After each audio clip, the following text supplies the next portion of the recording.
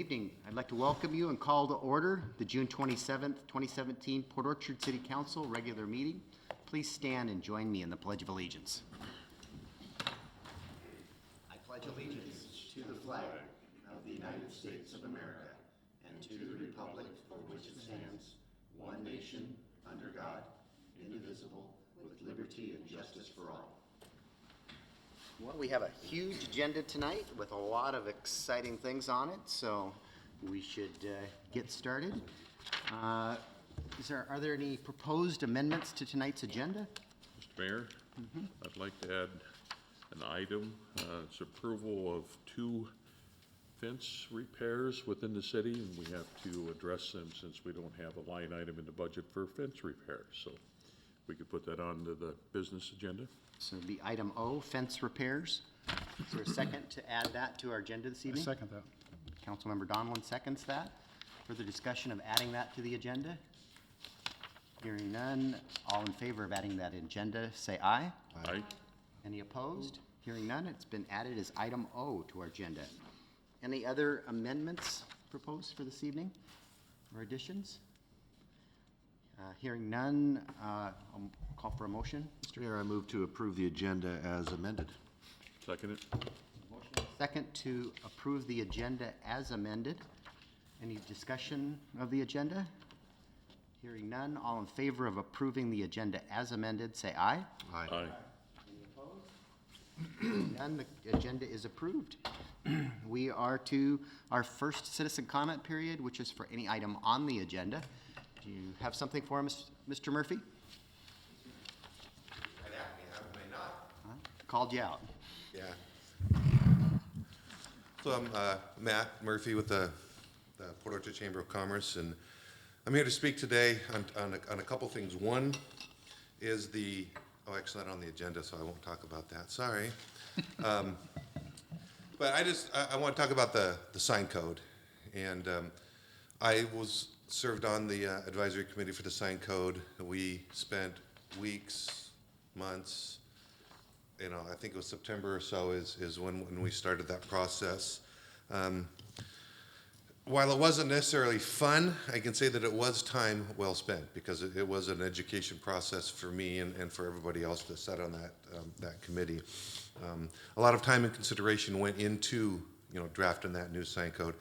Basically took the AWC draft and tweaked it word by word, to make it fit what we thought would work best for Port Orchard.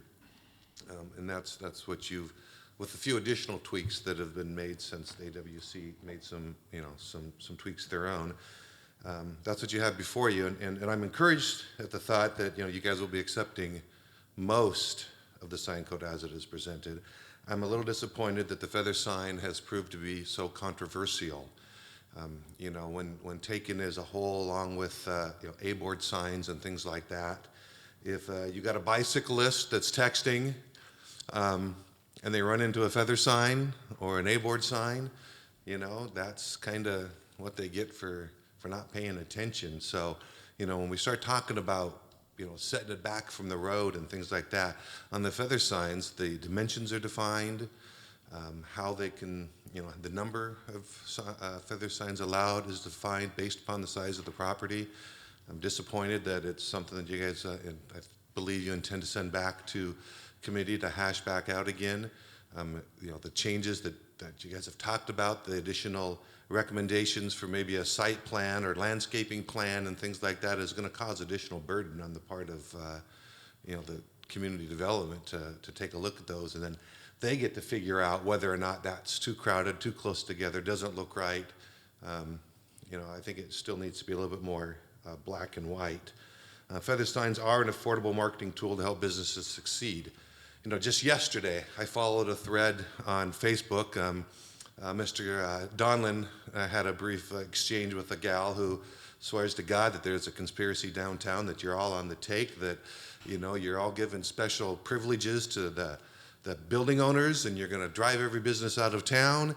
And where in the world they come up with these theories, I have no idea. I know it's a load. I don't think any of you are getting rich as a result of these kickbacks.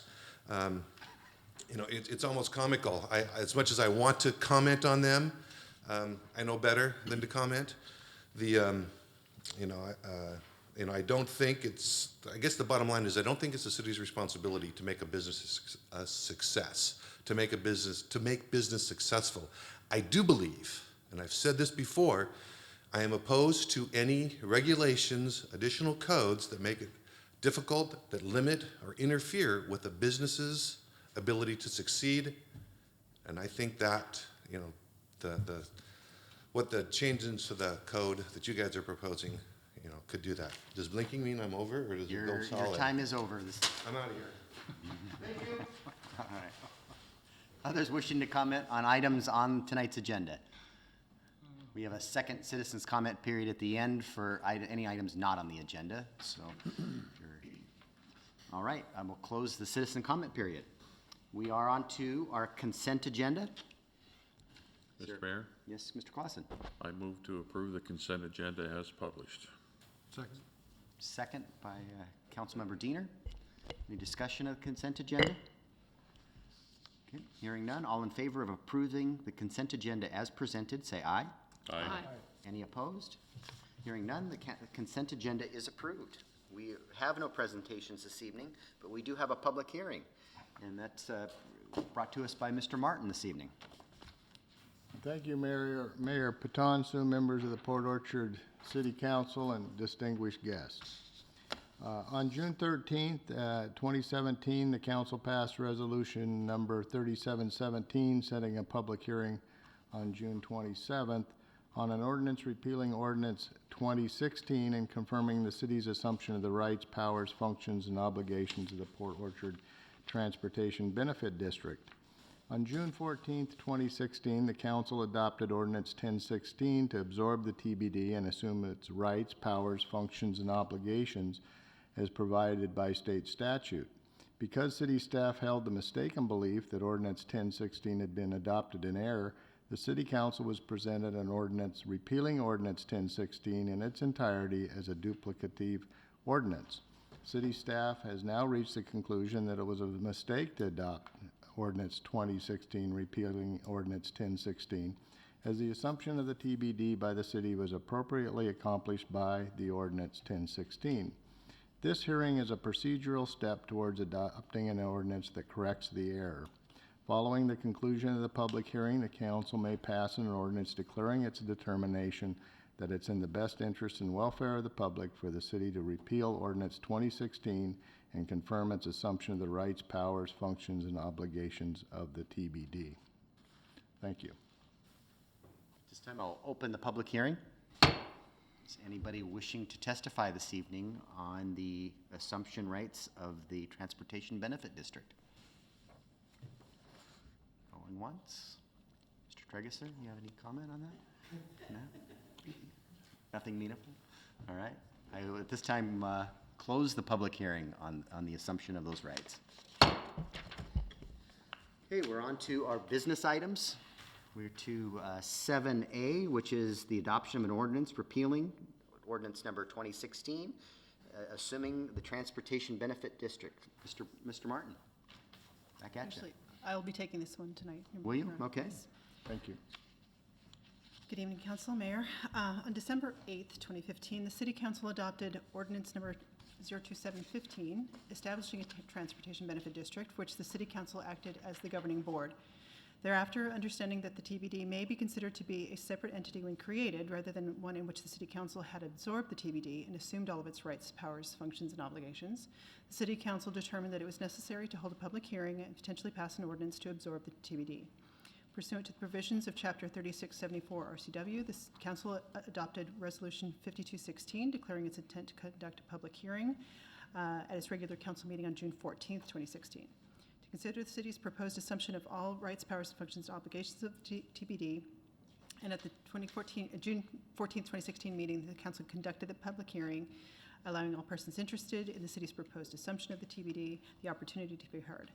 At the same meeting, the City Council adopted Ordinance 1016 to authorize the city to absorb the TBD and assume all of its rights, powers, functions, and obligations. Thereafter, city staff held the mistaken belief that ordinance 1016 had been adopted in error, believing that ordinance 2715 not only established the TBD, but that the TBD was assumed by the city through that ordinance. Therefore, based on this mistaken belief, on August 5th, 2016, city staff presented to the city council, and the city council adopted ordinance 2016 to repeal ordinance 1016 in its entirety, stating that ordinance 1016 is a duplicate ordinance in that it accomplishes the absorption of the TBD by the city, which act was already accomplished under ordinance 2715 and nothing else. City staff has reached the conclusion that it was a mistake to adopt ordinance 2016, repealing ordinance 1016, as the assumption of the TBD by the city was appropriately accomplished by ordinance 1016. To clarify that it is the City Council's intent to assume pursuant to Chapter 3674 RCW, the TBD created pursuant to Chapter 3673 RCW, City staff recommends that the City Council adopt an ordinance which repeals ordinance 2016 in its entirety and assumes the TBD. At its regular meeting on June 13, 2017, the City Council adopted Resolution 3717 pursuant to the provisions of Chapter 3674, declaring its intent to conduct a public hearing at its regular City Council meeting on June 27, 2017, to consider the city's proposed assumption of all rights, powers, functions, and obligations of the TBD. After appropriate publication of notice of the hearing, the council conducted that public hearing this evening, June 27, 2017, allowing all persons interested in the city's proposed assumption of the TBD the opportunity to be heard. As the publication and public hearing requirements of RCW 3674020 have been met, city staff recommends that the ordinance be adopted as presented. Yes, Mr. Diener. Mayor, I move to adopt an ordinance repealing ordinance number 020-16 relating to the repeal of ordinance 010-16 and assuming the rights, powers, functions, and obligations of the Transportation Benefit District. Second. Second by Councilmember Kuchardi. Any discussion of this issue? Is it clear to everybody what we're doing and what we did and what we didn't do? And okay. And what we should do. Bottom line is we're making it right. Correct. All right, all in favor of adoption of an ordinance repealing ordinance number 2016, the assumption of the Transportation Benefit District, say aye. Aye. Any opposed? Hearing none, the motion carries. We are on to item number 7B, adoption of an ordinance authorizing the sale of limited tax general obligation bonds for the Tremont Whiting project. Mr. Martin. Thank you, Mayor Patonsu. The city contemplates the sale of limited tax general obligation bonds in an amount not to exceed $6 million to pay a portion of the Tremont Widening project construction and other related costs. Tonight, bond attorney Alice Osdick from Stradling, Yoka, Carlson, and Roth will address the council regarding the proposed bond sale ordinance. Passage of the ordinance will allow the city to proceed with the sale of bonds. Dave Tregeser from D.A. Davidson will discuss bond issuance, bond structure, current market condition, and expected results. The ordinance outlines finance parameters that protect the city while providing flexibility in order to adjust to market conditions at the time of sale.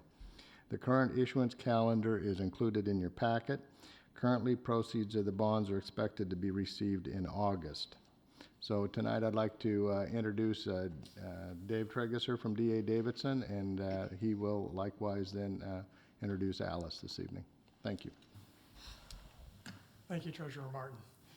Good evening, Mayor and Council. For the record, I'm Dave Tregeser, Managing Director of D.A. Davidson Public Finance, and I had the pleasure of giving an update on this topic to your Finance Committee yesterday morning, and we covered many of the salient features. I'll give you a recap. As Ellen mentioned, we're on track for pricing no more than $6 million of bonds to provide long-term financing for this project. And our current schedule is that we'd be closing in August, as Ellen mentioned.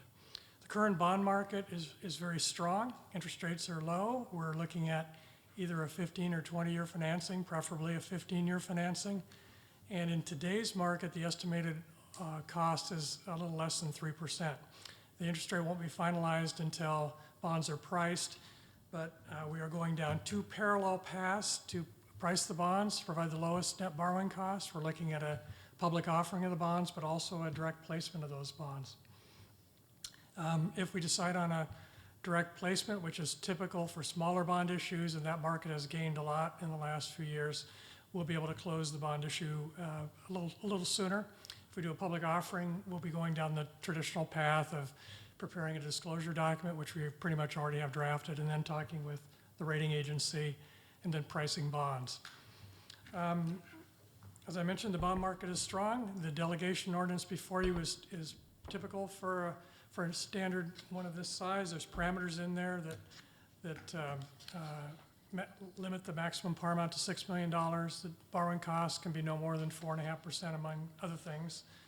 I'd be glad to answer questions about either the schedule or the financing process before I introduce Alice to give you the recap of the action item before you, which is the delegation bond ordinance. Questions for Mr. Tregeser? Mr. Mayor, just a quick comment. Dave, as he mentioned, came to the Finance Committee yesterday and kind of briefed us on all the different aspects of this, both as a private placement and also as a public placement. So at least I think the three of us have heard it and are comfortable with moving forward. So Our goal is to get the private placement if we can, because then we don't have to go through the rating process. But if there isn't a market or appetite, then of course, as David spoke to, we'll travel the other path to. Dave, I might ask, could you just expand on what sophisticated purchasers of this would be? In other words, on a private placement, what would that look like? Yeah. Yeah, the private placement market has grown substantially in the last few years. Many what we call sophisticated institutions, which is primarily community banks, insurance companies, other direct purchasers will buy the bond and then put it in their own inventory and not reoffer it to other investors. And because of that, we would not need a rating. We would not have to go through the disclosure process per se. And also the city would not have to comply with continuing disclosure requirements, which are typical for a public offering bonds. And continuing disclosure means annually filing certain financial operating data and audits on the what we call the Emma site, which is available to investors. The growth in the direct purchase market has been substantial.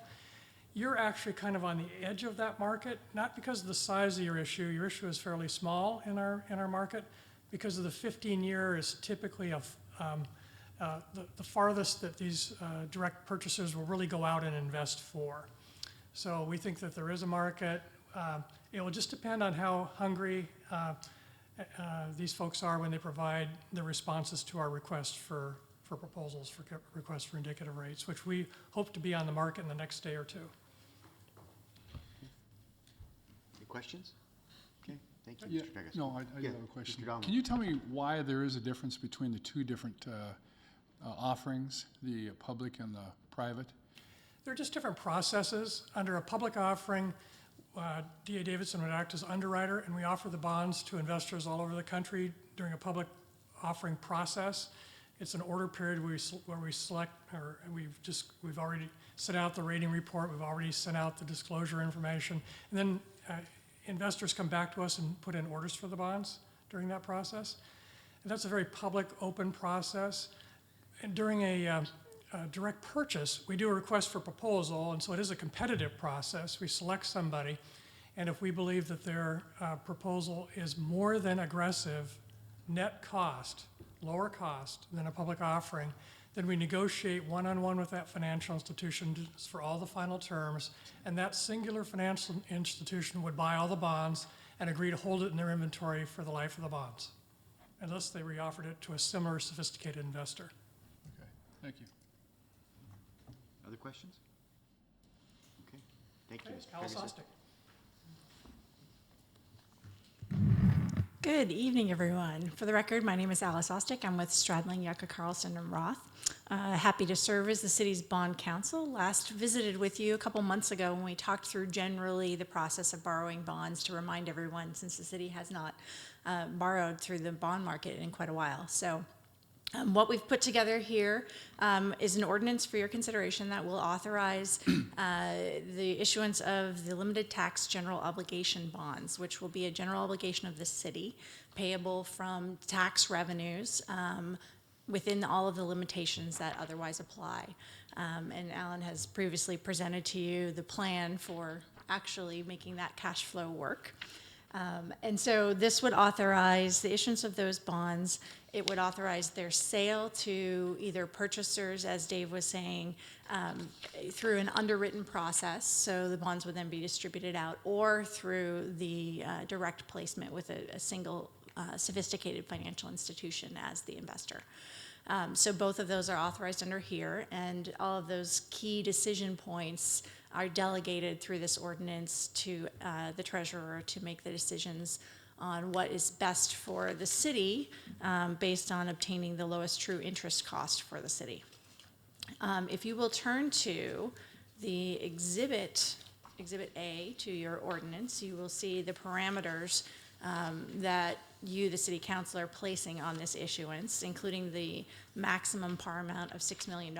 We do expect it probably to be closer to that 5.8 million, but this gives a maximum. And then it goes through each of the different sort of parameters that you're setting around it. And so the bonds will be issued on as of the date that they will be dated as of the date they are issued. So you'll begin, accruing interest from that date. And they'll be issued in authorized denominations, which is sort of a technical term describing sort of the sizing of the bonds. The interest rate at the bottom line will not exceed, the true interest cost will not exceed 4.5%, as Dave indicated earlier. The remaining terms here describe the final maturity, which again, we've set an outside date of 2037, but we expect to go with the 15-year maturity. The redemption rights, meaning the city would have the opportunity to refinance at some point if interest rate environment was even better than it is today. So that we expect that to be an option on this. And I think those are the highlights. I would be happy to answer questions for you on any of this. Questions for Alice? Okay. Thank you very much. All right.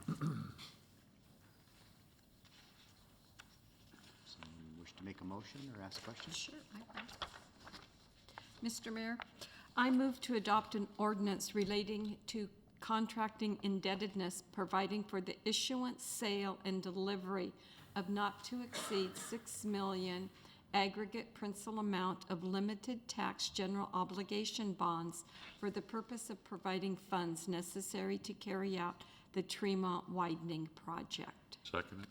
Second by Councilmember Clausen. Discussions or questions? I have a question about for this? you. Yes, Mr. Chairman. Should we move this vote temporarily to right behind G?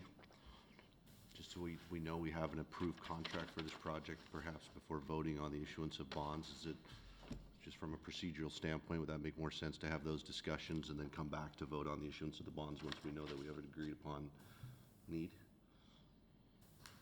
I'm not sure it makes any difference. I defer to legal counsel or the treasurer. I don't believe it makes any procedural difference, but I'd defer to Alice. Sure. Since this is a delegation ordinance, it's really just authorizing it, and so it's not incurring the debt or, taking any final action at this point. So as a procedural matter, either one can come first. Thank you. Mm-hmm. Thank you, Alice. Other questions, comments? Okay, we'll be voting on the adoption of an ordinance authorizing the sale of limited tax general obligation bonds for the Tremont widening project. All in favor, say aye. Aye. Any opposed? Hearing none, the ordinance is approved. We Thank you. are to our next item of business, which is 7C, adoption of an ordinance establishing single-family duplex and residential fence standards. Mr. Bond? Yes, thank you. The mayor and city council expressed concerns about the quality of some recent development within the city and asked my department to come up with a solution. Staff provided some code language as a possible solution consisting of clear, easy-to-implement design guidelines for all single-family and duplex development, as well as standards for residential fences. For commercial and multifamily development, the city budgeted funds and selected a consultant to assist with the development of design standards. The single-family, duplex, and residential fence guidelines before the council have been refined through the Planning Commission review process. The Planning Commission initiated its review of the guidelines in November 2016 and voted to recommend approval of the guidelines at its April 4th meeting. The proposed guidelines, as recommended by the Planning Commission, have been revised through council review at the May and June work study meetings. And at the June work study meeting, the City Council asked that these guidelines be brought forward for consideration for tonight's meeting.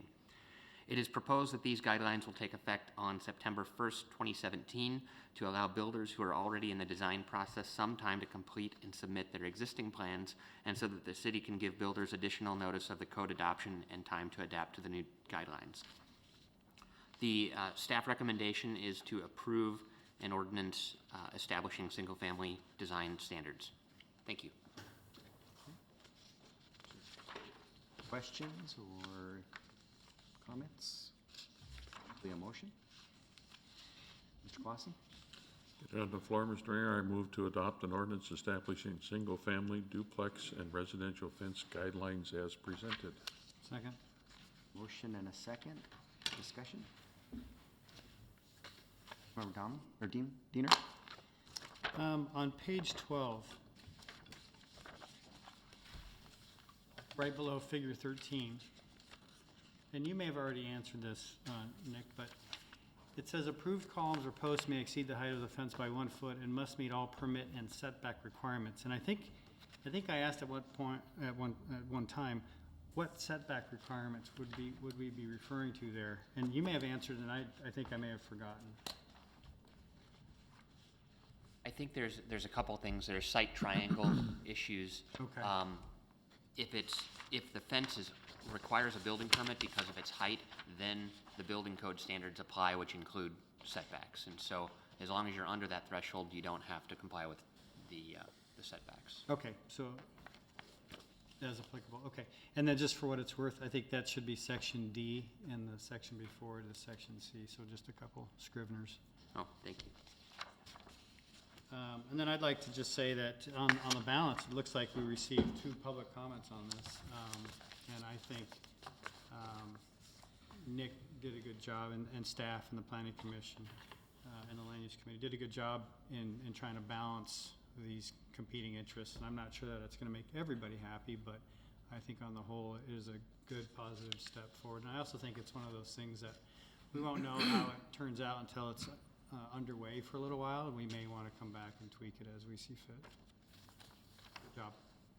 Councilmember Ashby?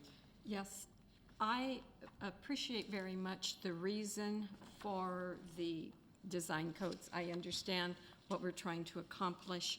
However, I have voiced at all of the meetings and want to voice again this evening my concerns with some of the sections. We have, under the garage placement and garage doors. What page? Well, this says 2, I don't know, okay? I have just 2 highlighted, and for the audience, what the provision is if you have a garage door that projects 6 feet closer to the street than the front wall of the home, there is certain expectations with your garage door, and you have a menu of items. On the menu, one of them is decorative details on the garage door. Standard squares on a garage door will not qualify as a decorative detail. And then it says traditional visible hinges and handles, functional or decorative, and other construction methods of creating depth. I'm just wondering if we need something more defined. The next one that I have highlighted is it says the garage door color other than white that matches or complements the color of a house. What I will continue to say is that there are many homes in our community whose garages extend 6 feet past their front door that have white garage doors with standard squares on them, and they look fine. My message the whole time is I believe these design standards that we'll be voting on this evening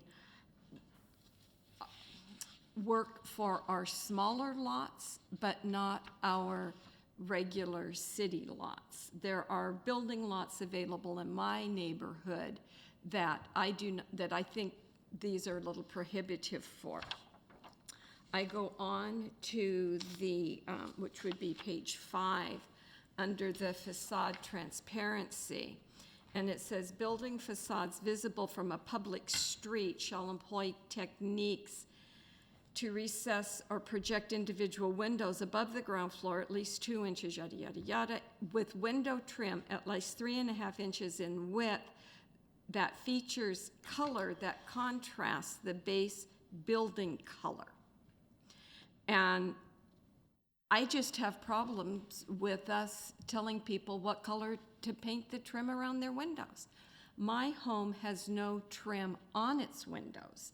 I don't have, which would now be 7 inches between my front windows to put the trim. So I have trouble with that. And that's just real difficult for me. Again, if we took out the, that it needs to feature a color that contrasts the base color, you know, I may be more receptive to that. In that same section, it says, or other decorative facade elements or details that meet the intent and standards as determined by the director. That seems a little subjective to me, and that we should have something a little more definitive. The other area of concern to me would be found on page 9, and it has to do with the roofs. And it's under section B. It says, all buildings with pitched roofs shall have a minimum slope of 4 vertical feet rise for every 12 feet of horizontal run on the primary roof of the building. A continuous pitched roof shall exceed no more than 35 linear feet unless it contains roof elements. And then it goes on to list 3 roof elements. You know, your basic 12-foot rambler would be a 40 by 30 home. And so we've eliminated a basic small, you know, 1,200-foot rambler. And that just seems too limiting to me. And I understand that we have these small lots, and most of the buildings are going to be 2-story homes. I want you to know, at my age, in the decade I'm living in, a home with stairs in it is not practical. And we're going to need to make sure that we are building or allowing our mature audience to build single-floor homes.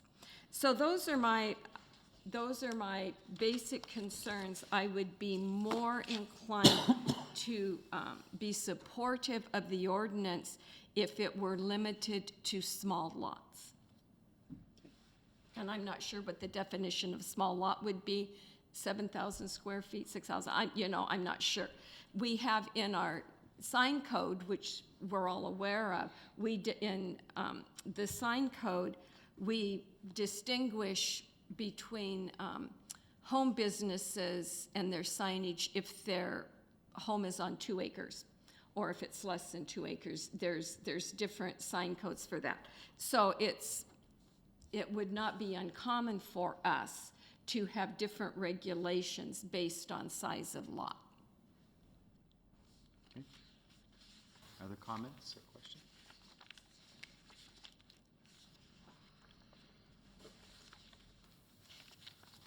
Did you have any motions you wanted to propose?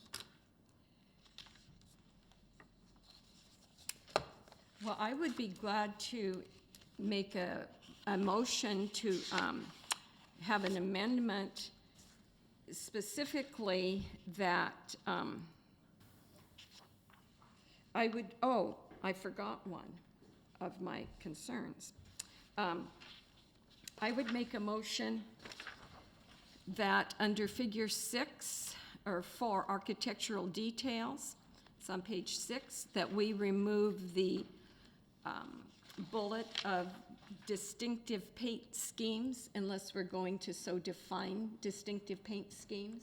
I do not know what they are. I would, in that motion, I would remove the words, features color, well, this is under number 3, building facades visible from public street. I would remove the words that feature color that contrasts with the base building color.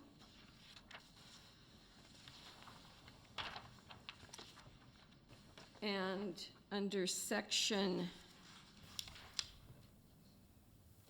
architectural variety, would be on page 9 under B, I would change 35 linear feet to 40 linear feet.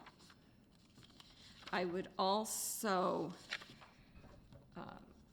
add the amendment that this apply to lots under 7,000 square feet. What about the references to the backwards fences and? Unfortunately, this is public, but I was so fussed with the design standards that I didn't get into the depth of the fences. I think the fences, But your reference to the lot size, Size. is that is only to the design standards and not to the fence standards? Is that what you're? no, that would be to the ordinance. Which includes the fence. Which includes the fence, so then that was one of the primary drivers of the process. Okay, so what was the lot size? I said 7,000, and I'm open to, that's off the top of my head. And then just for clarity, were these 4 separate motions, or is this It was one all or motion none? and all in one. I was just trying to cover all of mine. I could do it in 4 separate.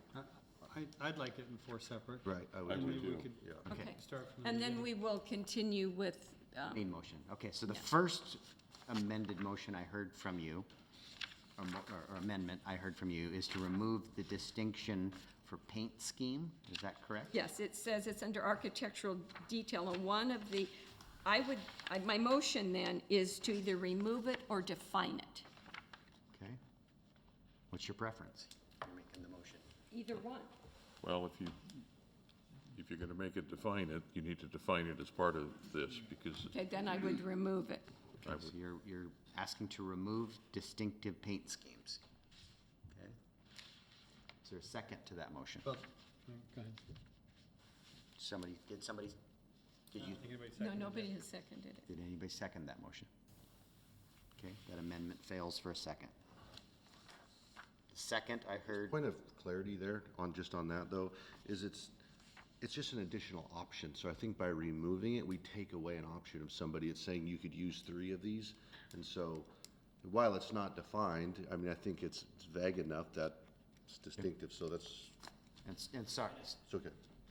I could make a suggestion on that. If you wanted to define it, you could just say a distinctive paint scheme consisting of 3 or more colors. And that's a way to, a tricolor paint job will do it. But that's just a thought. No, and I'm open to that. See, because he thought 3 or more colors, I thought chartreuse. Oh, I see.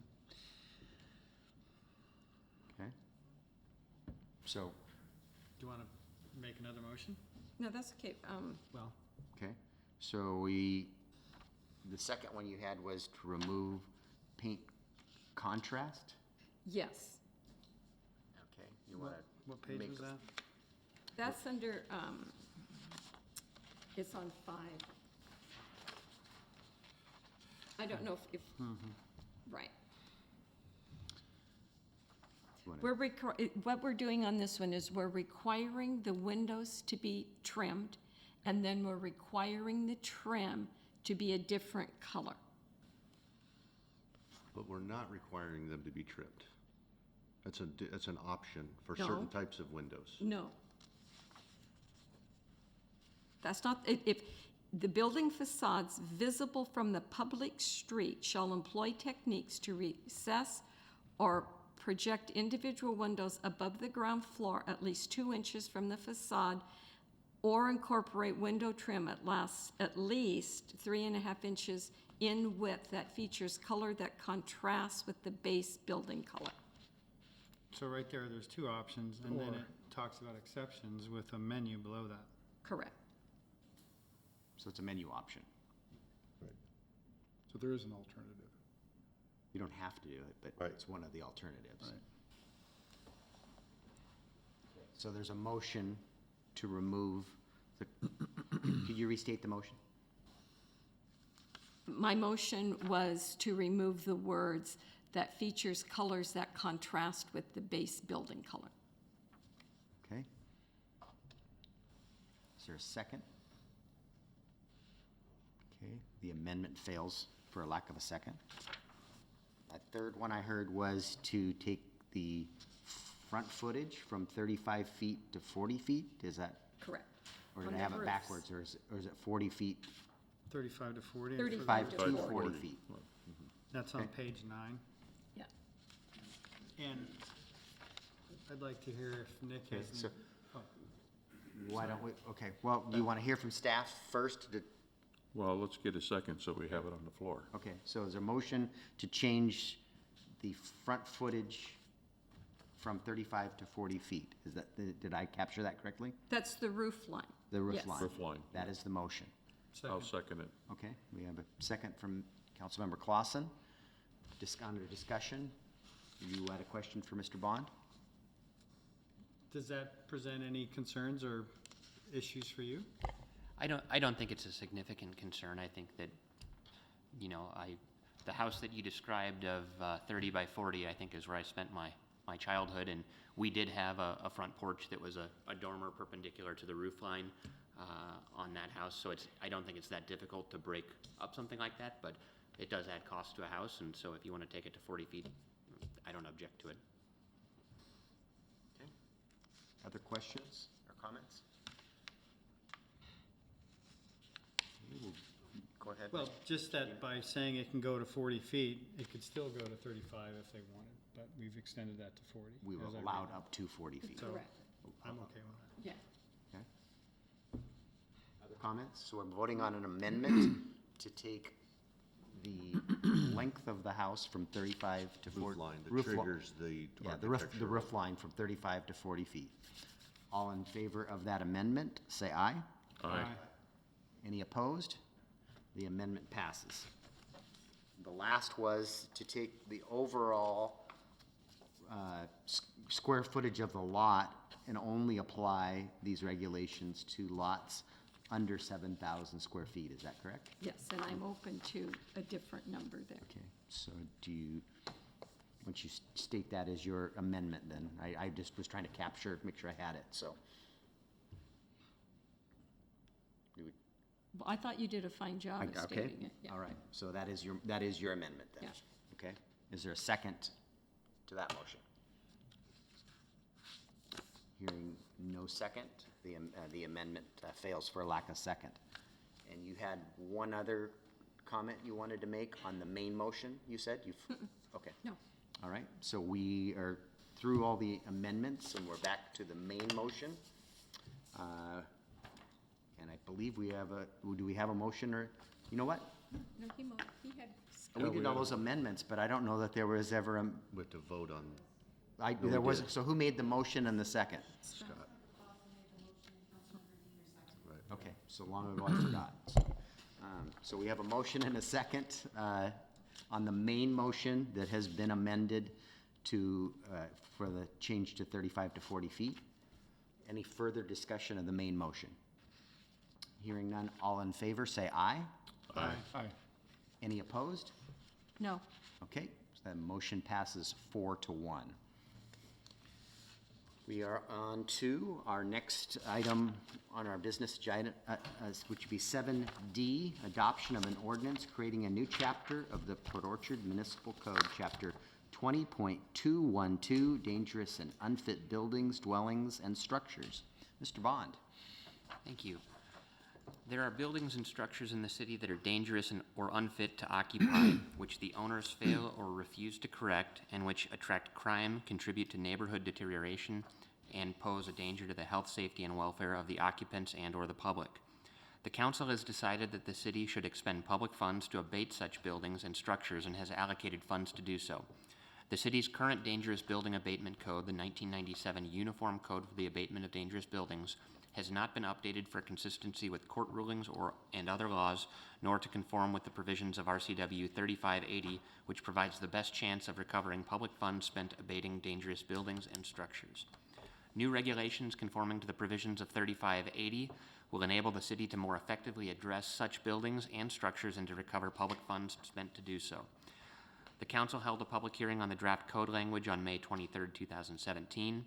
The code is proposed to be incorporated into Title 20, which was adopted by council on June 13, 2017, as Chapter 20.212, Dangerous and Unfit Buildings and Structures, Dwellings, Buildings, and Structures. The staff recommendation is to approve the ordinance as presented. Thank you. Mr. Shardy. Mayor, I move to adopt an ordinance to create a new code chapter 20.212, dangerous and unfit dwellings, buildings, and structures. Second. Motion is second.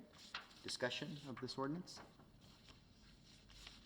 I just wanted to point out that the staff is, have the comp plan references now in your staff Yes. reports. So thank you to staff for doing that. That was one of the requests that came from our council retreat. So if having, yes, Okay. Mr. So on page 5, number 1, which is under the section 20.212.040 criteria for unfit or dangerous building or structures, it says, it references any door, aisle, passageway, stairway, or other means of exit that is too narrow or small or other factors or conditions exist so as to be unsafe. But if you've got an older structure with a narrower staircase, for example, this wouldn't apply to that. I just wanted to be clear that it may not be safe by today's standards, but it's still a grandfathered staircase. Yeah, I think the intent here is if somebody takes some action to make something unsafe or non-conforming, then we can use this code for that purpose. Okay, so somewhere else, there's an overarching guidance that non-conforming structures, so long as they were legally permitted to begin with, are okay, are exempt from this. Yes, correct. Okay. And then on the next page, number 15, there's a reference at the last line to the fire marshal. I wasn't sure if that should be the fire marshal.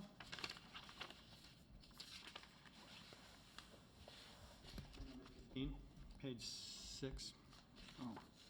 I think it would be at the recommendation of the fire marshal. But versus the fire chief, I guess is what I was thinking. How about fire official? Official. I can't remember what the code.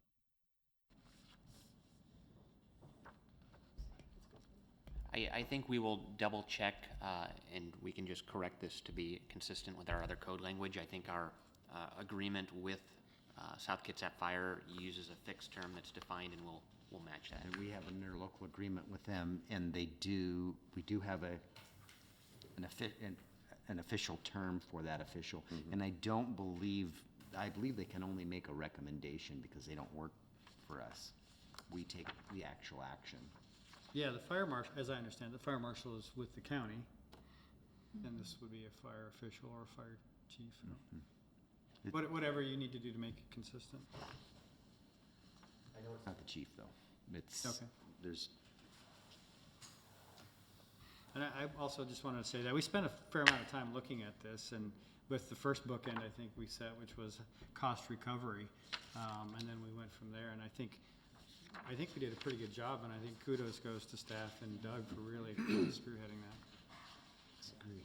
Been a long time coming. If we pass this as written, can we just consider that correction on 15 as Scribner's error? I believe so. Okay. That's what you're directing, that's what we'll do. Okay, we have a motion and a second. Is there any further comments or questions?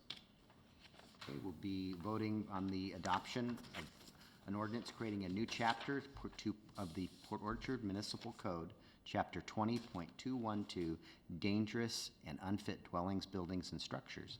All in favor, say aye. Aye. Opposed?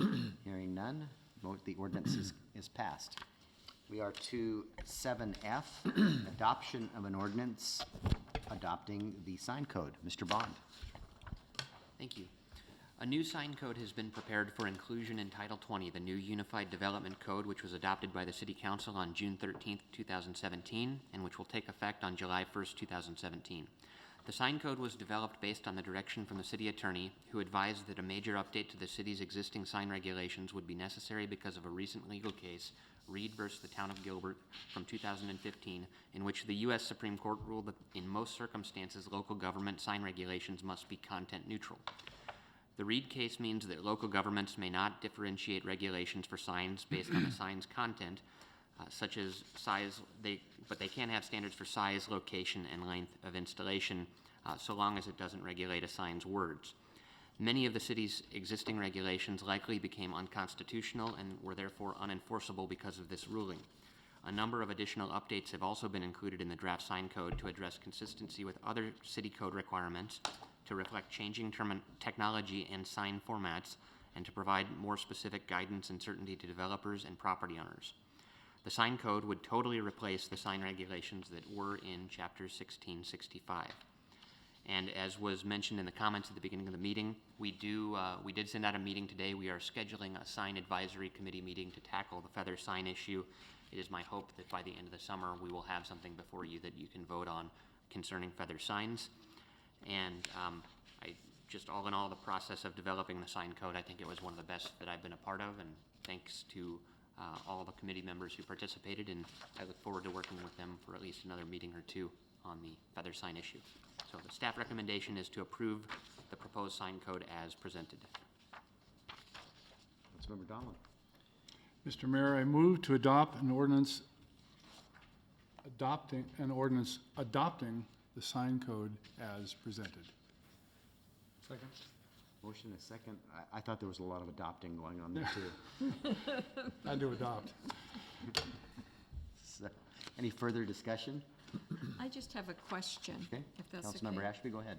Yeah, I'm remembering at work study, when we were talking about the A boards and the feather signs, I'm remembering that the discussion indicated that they were included in the maximum square footage or the maximum allowable amount of signs. Did I misremember that? I think that was the recommendation going back to the committee, that if they approve that beyond a minimum number of feather signs, that it would be included in a maximum square footage. Is that I think correct? after the fact, I realized I may have misspoken on that, and I don't have the previous draft language, but it's something that we will evaluate now that we have taken up the optional language. We'll make sure that we clearly address that as part of the feather sign correction when that's. Okay, because what we have before us is talking about the number of signs, and it says, and I can't find the front page, but it says, but not including exempt or temporary signs. And I'm sorry, I don't have What's the header there down at the bottom? master sign plans. So right above 060 at the top of the page. So when I read that, I wondered if I misremembered or misheard at our work study. Yeah, it says the total aggregate sign area is the combined total of display area of all types of signs located on the premise measured in square feet, but not including exempt or temporary signs. So we would want some language change there when feather signs comes back. So, and you want it to allow the portable signs to not be included in that calculation? No, I was just wanting to remember, I thought at work study, I heard that they were included. And when I read this, I'm reading it that they're not included. That's the way I remembered it at work study too, that they would be included in that overall calculation. Right. Which you're the ones voting on it, not me. What was remind me what the total was? You don't want to know. it's not that easy. The maximum total aggregate sign area of all signs permitted for a business shall not exceed 1 square foot of sign area for each 1 foot of principal building frontage occupied by the business in use. In addition, 1 square foot of sign area for each 200 square feet of gross floor area occupied by such businesses as may be included in the calculation of the total area permitted. Yeah, you'll have to look at that map, because those feather signs are pretty big, and we wouldn't want, that, it wouldn't take much to exceed those, so I think we're gonna wanna perhaps differentiate when that gets discussed. Yeah. Because if it's Yeah, 3 by that- 12, I believe, you got It was 36 square bounced feet, around. that adds up really quick. I don't think that was our intent, or certainly wasn't the intent of the people that spent hours and hours and hours working on this. Right. Correct, and we will, when we bring the feather sign issue forward, we will carve out an additional exception for feather signs so that they don't count towards the total aggregate sign area. Mr. Mayor? Yes, sir. I just want to make a comment about this, having been on the committee. And last year, DCD Director Nick Bond asked for a committee to be formed to clean up and clarify the city's sign code.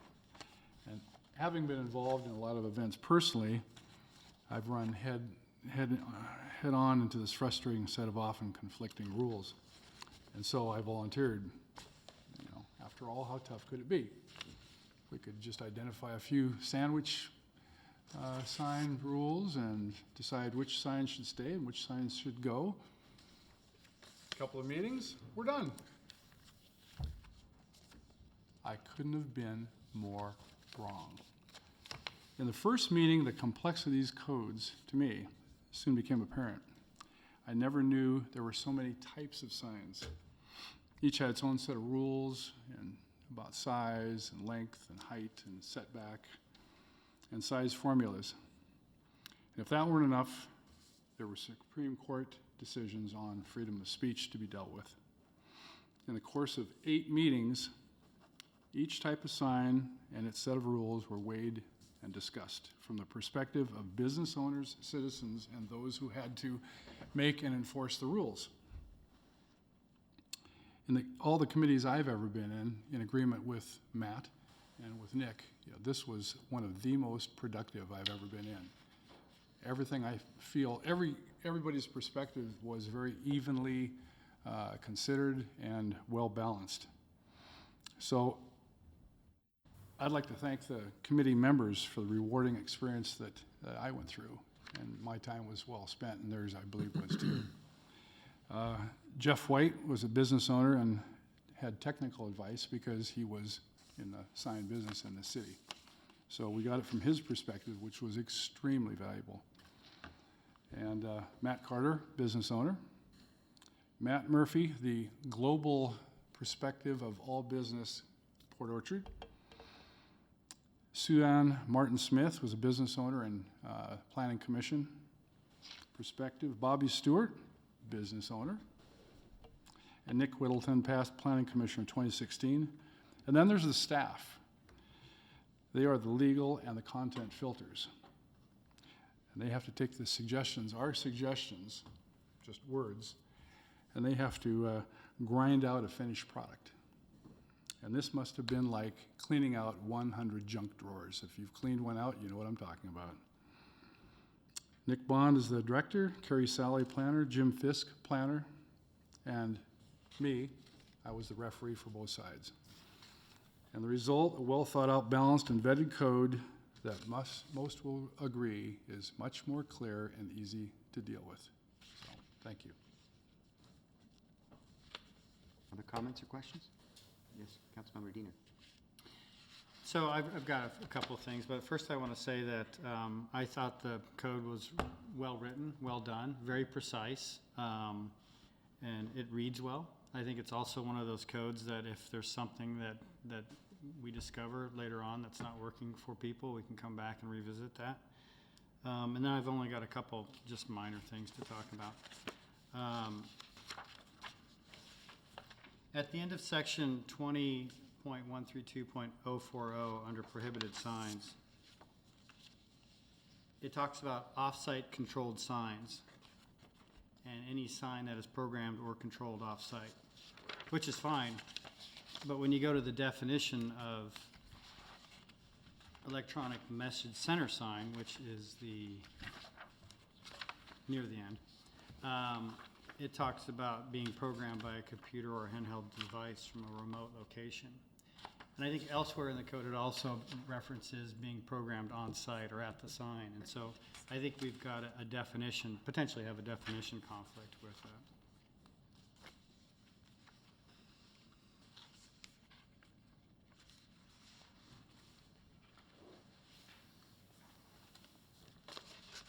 What page was the first reference? So the reference I first made was in section 20.132.040 at the very end, K.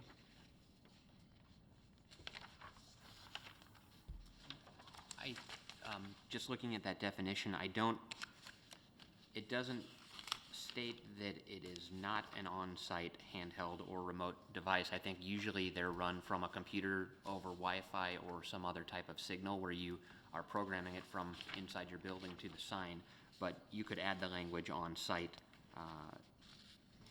Well, the computer and handheld device to say that it's got to be locally. I think the intent, though, is that a lot of the companies that have these signs, if you deal with like Walgreens or a corporate entity like that, they will be sending those over the internet, and it's coming from a corporate office, and they don't look at the local regulations to see what is required. And so our intent is to make sure that an on-site manager has the ability to program the sign so that it complies with our code, and that it's not something that you're, calling another time zone to try to track somebody down to address the issue. okay. You get to interpret the code, so I'm comfortable with that. The only other area that I had a comment on was under 20.132.190 under digital signs. And we've got essentially, I believe, two kinds of digital signs. We have the messaging board, and then we have the changeable copy digital signs. And the electronic message center has a fade in and fade out provision for messaging, which makes sense. So you're not as easily distracted when you're going by a digital sign like that. But the changeable copy digital sign, so that you might see with a commercial business, does not have that fade in and fade out. And I think that's probably a miss for those kinds of signs. And so I'd like to see that language that we have in section 20.132.200, which talks about fade in and fade out. And it reads, no motion except for a fade in of the next message, with the fade transition being no more nor less than 1.5 seconds. I'd like to see that make its way over to the digital sign section as well. And those signs are meant to grab your attention. They really are. They do it with cool colors and bright colors and flashes and stuff. And I think it's more important with these digital signs to have that fade in, fade out. And that's my pitch. Was that a motion or I'd like to amendment? make it a motion that has the same fade in, fade out requirements as the electronic messaging center. I'd second that. Motion and a second to add that to the reader boards, correct? It's just called out as digital signage. Digital signage, okay. Comments or questions on an amendment? Okay, hearing none. All in favor of the amendment, say aye. Did someone Aye. second? I did. Yes. Okay, thank you. Aye. Any, okay. Any opposed? Hearing none, the amendment carries. Okay. Back to the main motion. Other comments or questions about the sign code? Okay. At this time, we'll be voting on the adoption of a new sign code. All in favor, say aye. Aye. Any opposed? Hearing none, the ordinance is passed.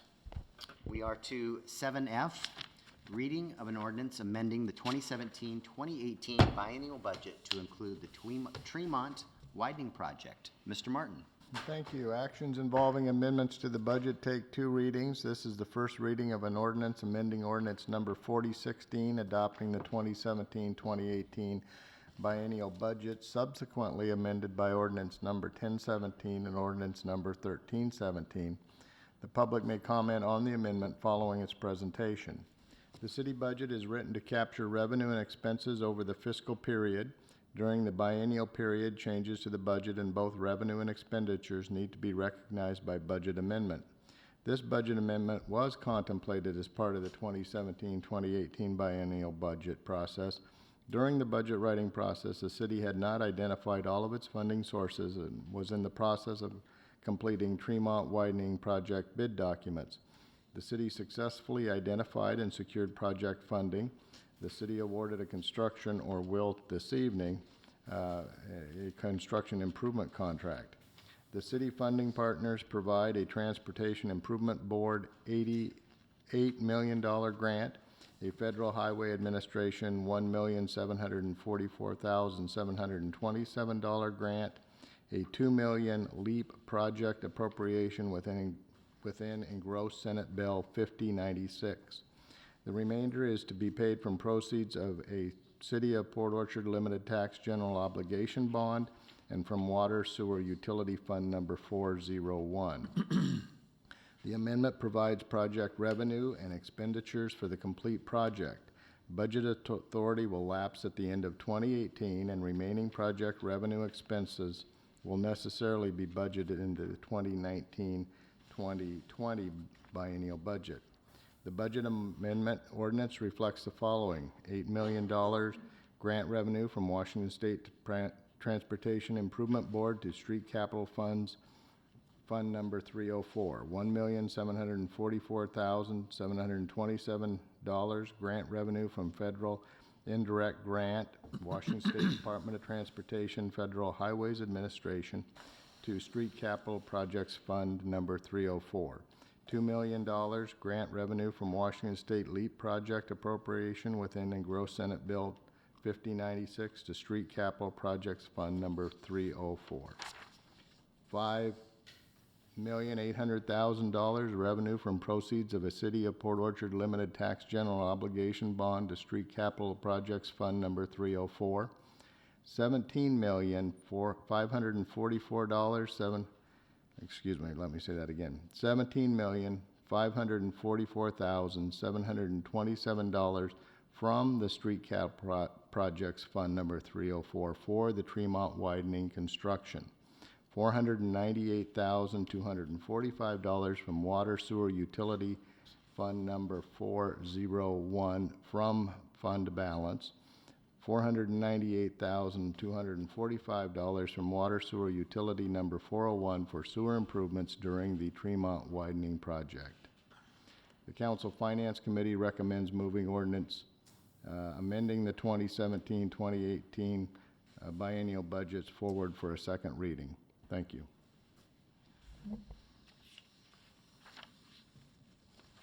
Councilmember Ashby? Yeah, I move to accept the first reading of an ordinance amending the 2017-2018 biennial budgets for the City of Port Orchard, and to direct staff to place an ordinance on the July 11th, 2017 agenda for second reading and final adoption.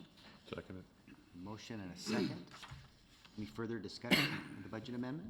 Question for the treasurer. Under bullet point 4, the 5.8 million revenue from proceeds of the bond, any point of aligning that with what we talked about earlier? We authorized that for up to $6 million.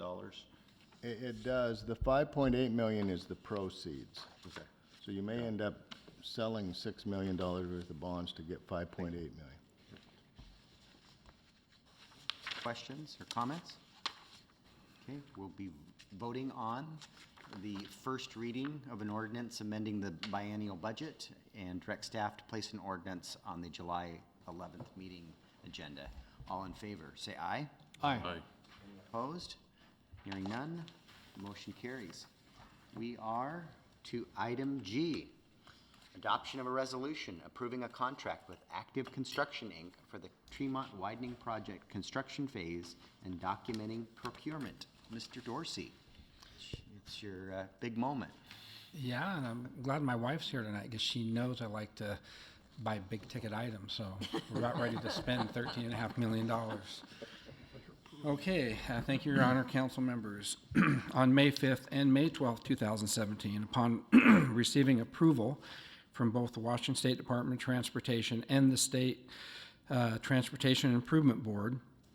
The city's Public Works Department advertised in the Port Orchard Independent, on the city's webpage and in the Daily Journal of Commerce, and uploaded bid documents to the Washington Builders Exchange. On May 12, 2017, a non-mandatory pre-bid meeting was held at City Hall. By the extended June 6, 2017 bid deadline at 11 a.m., the city received and opened 7 sealed bids for the 2017-2018 Tremont Street widening project construction phase as follows. And unless there are objections, I'll read the range in the engineer's estimate. The high bid was $15,706,455.19. The low bid at bid opening was $11,472,645.19. The engineer's estimate was $12,688,474. A sealed bid from J.R. Hayes Corporation was received at 11:27 a.m. and was determined non-responsive. For disclosure and confirmation purposes, their bid amount was $13,497,570.92. As required prior to contract execution and award, the city's Public Works Department and the Construction Management Construction Administration team performed a pre-award bid evaluation whereby the apparent low bid by Scarcella Brothers was determined to be non-responsive. Upon further review, confirmation from both the Washington State Department of Transportation and the Washington State Transportation Improvement Board that the lowest qualified and responsive bid by Active Construction Incorporated was acceptable, and the city's Public Works Department could proceed with contract award. Staff recommends that the City Council adopt Resolution Number 025-17, thereby approving Contract 037-17 with Active Construction Incorporated in an amount not to exceed $12,779,179.17, applicable taxes included, for the 2017-2018 Tremont Street widening construction phase project. Councilmember Clausen? Mr. Mayor, with excitement, I move to adopt resolution number 025-17, thereby approving contract number C037-17 with Active Construction Incorporated in an amount not to exceed $12,779,179.17, applicable taxes included, for the 2017-2018 Tremont Street widening construction phase project. Second. Councilmember Donlin, seconded. Discussion? It's a great day. And Yeah. Very much so. All right. Any other questions, comments? We have a groundbreaking ceremony scheduled? That's in my mayor's report. All right. We'll get to that in a little bit. So, all right, so we'll be voting on a resolution approving a contract with Active Construction Incorporated for the Tremont Widening Project construction phase and documenting procurement. All in favor, say aye. Aye. Any opposed? Hearing none. Congratulations, Mr. Dorsey. We got a lot of work to do. And All you've done right. a lot of work. Thank you. Yeah, absolutely. We are to 7H, adoption of a resolution approving a contract with SCJ Alliance Consulting Service for the 2017-2018 Cedric Road and Bethel Road conceptual study and procurement procedure documentation. Mr. Dorsey. Thank you, Your Honor, council members, and I think before I read the summary, I think Development Director Baum would like to make a statement. Yeah, thank you. I just wanted to disclose to the City Council and the public that my wife works for the selected firm on this project. I was advised that I can participate in the planning process, but that I should remove myself from the selection process. And so that was conducted with Councilwoman Ashby and Public Works, but my department wasn't involved. And so I'm just wanted to share that with you. And as far as I know, my wife is not on the project team, and so I don't think she's involved in this, but as long as Mark's bringing up his wife, I get to bring up mine too now. Thank you. Can she help us, though? You're just lucky my wife wasn't here during the public comment for the sign code. As being a business proponent for the area. So, as approved within the 2017-2018 biennial budget, the city's Public Works Department is now moving forward with the Sedgwick Road SR 160 and Bethel Road Conceptual Corridor Study. Therefore, on April 28, 2017, the city's Public Works Department selected 10 qualified firms from the city's current professional services roster, which is Exhibit A attached, for main category architectural services, communications and media services, design and planning, engineering services, and a subcategory of streetscape improvements, public involvement process and support, multimodal transportation planning and analysis, transit planning, and design and transportation traffic. And on May 3rd, 2017, issued a request for qualifications for the 10 selected firms. By the May 12, 2017 deadline, only 2 statement of qualifications were received, whereby both firms were scheduled for formal interviews. On June 1st, 2017, in a city-derived panel, interviewed, scored, and then selected CJ Alliance as the most qualified professional services engineering firm for the project.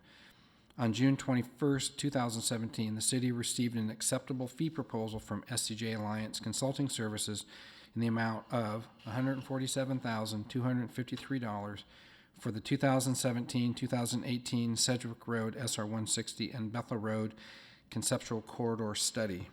And I'd like to point out that there was $150,000 allocated within the current biennial budget.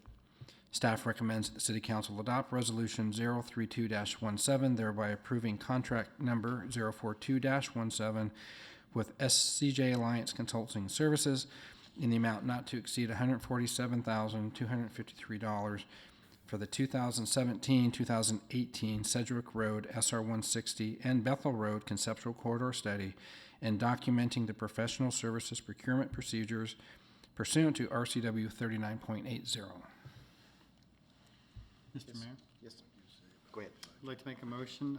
I move to adopt resolution number 32-17, thereby approving contract number C042-17 with SCJ Alliance Consulting Services in the amount not to exceed $147,253 for the 2017 and 18 Sedgwick Road, or SR 160, and Bethel Road Conceptual Corridor Study, and documenting the professional services procurement procedures pursuant to RCW 39.80. I'll second. We have a motion by Councilmember Diener and a second by Councilmember Ashby. Discussion? Yes. It had slipped my mind that this was budgeted, so when I saw this, I was very happy. And I was very excited that we're moving in this direction.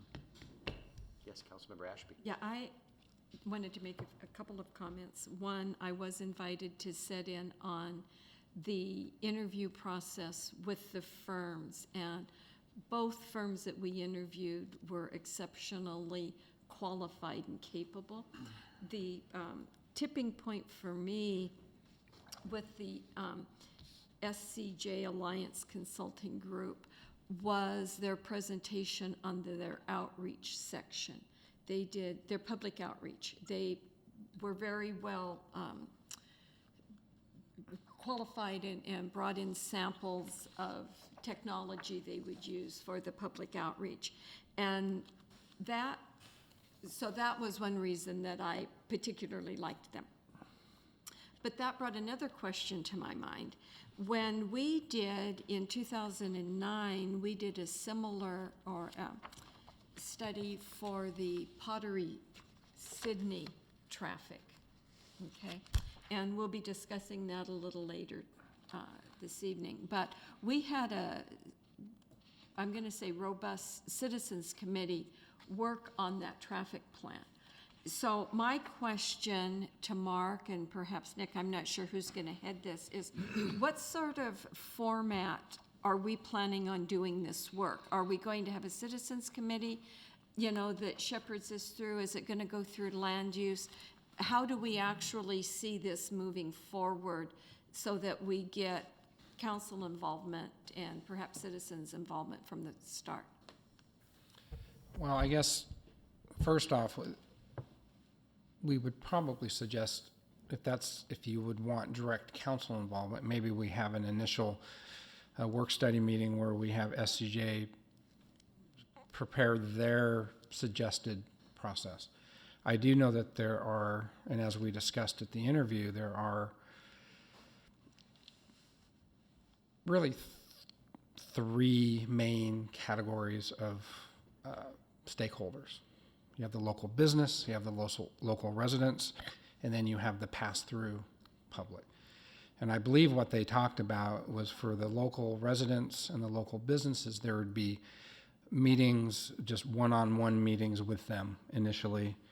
Then there would be an open house or two that involved casting a much broader net for pass-through traffic, people that go from Phillips Road to downtown. And then that process would progress up to a point to where I'm assuming findings would then come to the land use. So whether there will be initial meetings and presentations to council along the way, I don't see setting an actual committee. I mean, the point of hiring the consultant, I think that would be redundant. I think that it would be to the city's benefit that every one of these meetings, other than the individual meetings, would be obviously noticed that all council members could and should attend.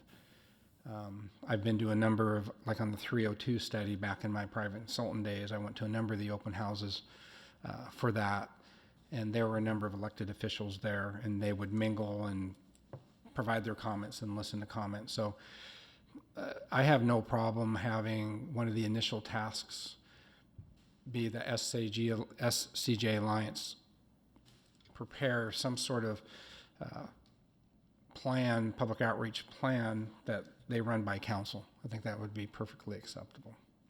I didn't want to see the plan moving considerably forward without some sort of council input, and to be aware of, the public input, so. Can I ask a question while we're on this element? So, not being familiar with the grant review process for projects when they're grant eligible, are there points that are awarded for the robustness of the public process? So I have written one of these plans with a consultant previously, and essentially the plan becomes your grant application. I mean, you look at the alternatives, and that's going to be used. I mean, if we want to go after design money. If we go ahead and design this, we're going to show them that we did this process. We came up with alternatives, and through those alternatives, we selected a preferred alternative that may be a combination of multiple options, or is one of the distinct alternatives that's in the document. But I think you absolutely get credit for this, especially in the PSRC forum when you go for funding, when you can demonstrate that in your presentation. Right. I think to some degree it depends also what type of funding you're going after in specific scoring criteria. For example, regional, Beck's laughing, there isn't a category for a robust process with the regional. If you have ST in your initials, you get all the points. But I think with Transportation Improvement Board and some other grant options out there, then absolutely there are points for going through a process and actually having buy-in stakeholders, and really, to me, the biggest issue is that you have a pre-design. There are a number of, that's the one area where everybody will receive points for those projects that have a pre-design, they have identified right-of-way, they have an identified budget, because the one thing that PSRC has changed over the last 10 years that I've been involved is that achievable milestones are a thing of the past. You need to move forward with a fully funded, fully conceptualized project. So I think that's the main benefit of this whole process for getting future grants. One hard lesson we learned with Tremont is we don't want to pursue federal money for any type of design work. We want to break, particularly the Bethel project, into multiple phases, design those with local dollars or other grants that aren't federal, and move forward in bite-sized pieces, and we'll compete have much better success at competing across the pond or at TIB. Right, the 10-year clock is just too much of a time bomb. It's like having a balloon payment. So, I mean, this is a huge day for transportation. I mean, we're Oh, it is. moving forward on Tremont, and, you know, I hear it all the time, the clamoring, what are we gonna do about Bethel? What are we gonna do about Sedgwick? And we're starting those processes to identify what our community wants for those improvements and move forward with those construction projects next. So I think this is huge for our community. So, other comments or questions? Just, I'm looking forward to the press release on this. Bob's writing the article in the back row right now. So, with that, we will be voting on the adoption of a resolution approving a contract with SCJ Alliance Consulting Services for the 2017-2018 Sedgwick Road and Bethel Road conceptual study and procurement procedure documentation. All in favor, say aye. Aye. Aye. Any opposed? Hearing none, that motion passes. We are to 7I, adoption of a resolution approving a contract with HDR Engineering for the 2017-2018 well number 9 retrofit construction support and procurement procedure documentation. You are just in love with that procurement procedure documentation thing. Mr. Dorsey. Thank you, Your Honor, council members. On May 9th, 2017, the city's Public Works Department selected 3 firms, qualified firms from the city's MRSC professional services roster for the 2017-2018 Well 9 water quality retrofit construction phase engineering support.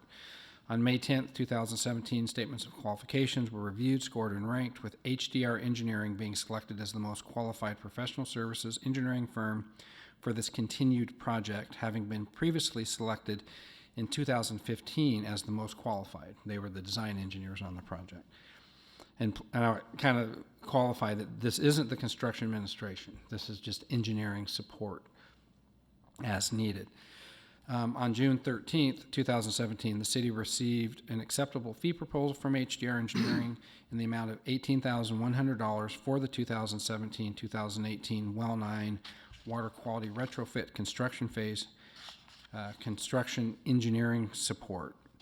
Staff recommends that City Council adopt a resolution thereby approving a contract with HDR Engineering in the amount not to exceed $18,100 for the 2017-2018 Well 9 water quality retrofit construction phase construction support project and documenting the professional services procurement procedures pursuant to RCW 39.80. Councilmember Cacciardi. To adopt a resolution thereby approving a contract with HDR Engineering, Inc. in the amount not to exceed $18,100 for the 2017-2018 Well Number 9 Water Quality Retrofit Construction Phase, Construction Support Project, and documenting the professional services procurement procedures pursuant to RCW 39.80. Second. And a second. Questions or comments? Mr. Dorsey pointed out, this is for the engineering support only. Our new city engineer, Mike Pleasant, will be doing the construction administration for this project and the next item that's on our agenda too, so. When do we anticipate construction of this? At this point, you know, the first half of this year has just flown by. So there have been a couple of big projects to get out the door. And as you can see from the agenda, we still have a number of other projects that we're just getting started. So I think we're trying to, from a staffing standpoint, lag some of these. So to answer your question, I'd say we're hoping to go out to bid on the McCormick Park, you know, this late summer, early fall for a 2018 construction. I think we're hoping then, again, to balance Mike Pleasant's time between Tremont, Bay Street, McCormick, and Well 9. We'll probably try to go out for contract bid in August, would be my guess. And then Bay Street will probably go out in September, and then October, the park, so. And then, of course, Tremont is already out, so trying to stagger it at least a little bit just from a staffing, contracting, procurement standpoint. Lots going on. Other questions or comments? No, but again, it's one of those that it's nice to see it moving forward and coming to a resolution. Yes.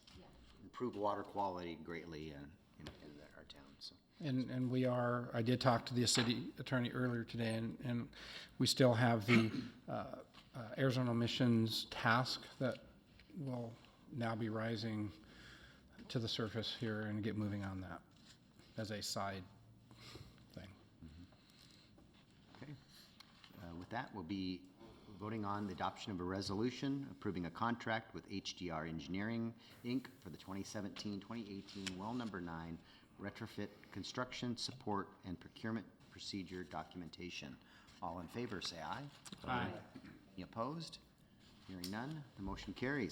We are on to item J, which is the adoption of a resolution approving a contract with Jones & Jones Architects for the 2017-2018 McCormick Village Park Phase 2 A&E support and procurement procedure documentation. Mr. Dorsey.